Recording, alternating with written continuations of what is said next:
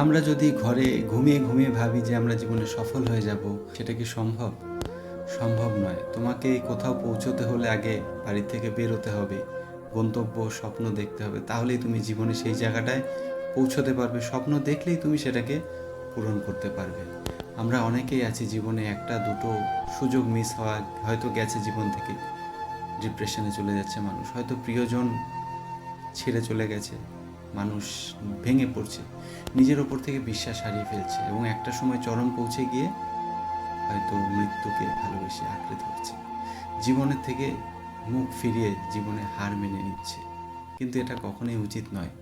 আমরা জীবনের ক্রিকেটের মাঠে রয়েছি, আমাদের নিত্যকার জীবনের ক্রিকেটের মাঠে নয়, কিন্তু জীবনের ক্রিকেটের মাঠে, যেখানে তোমার পেছনে কোনো উইকেট নেই।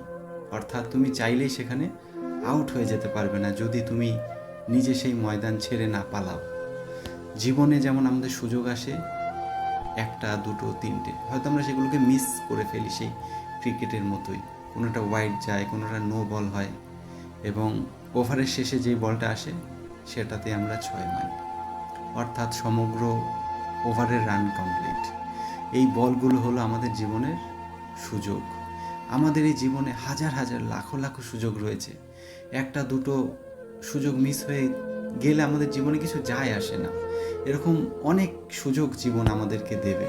শুধুমাত্র সেগুলো যদি আমরা পেতে চাই, তাহলে সেই ক্রিকেটের পিচের মতো আমাদের জীবনের পিচেও আমাদেরকে টিকে থাকতে হবে। জীবনে অনেক সুযোগ আসবে, ছোট ছোট সুযোগ, বড় বড় সুযোগ। বড় বড় সুযোগ মিস হয়ে যাবে, সেই ছোট ছোট সুযোগগুলোকে আমাদের ভালো করে পর্যবেক্ষণ করতে হবে। এমন ছোট ছোট বেশ সুযোগ আমরা পেয়ে যাব, যেগুলো হয়তো একটি বড় রূপ পেতে পারে, আমাদের জীবনকে বদলে দিতে পারে। তাই এই জীবনের ময়দান ছেড়ে কখনো পালিও না। এটাকে ছেড়ে পালানো যায় না, আর এটাকে ছেড়ে পালানো মানে জীবনে হার মেনে নেওয়া, জীবনে নিজের হারকে স্বীকার করে নেওয়া। তাই জীবনের ময়দানে টিকে থাকো, নিজের স্বপ্ন পূরণের জন্য লড়াই করো, অবশ্যই তোমার স্বপ্ন পূরণ হবে।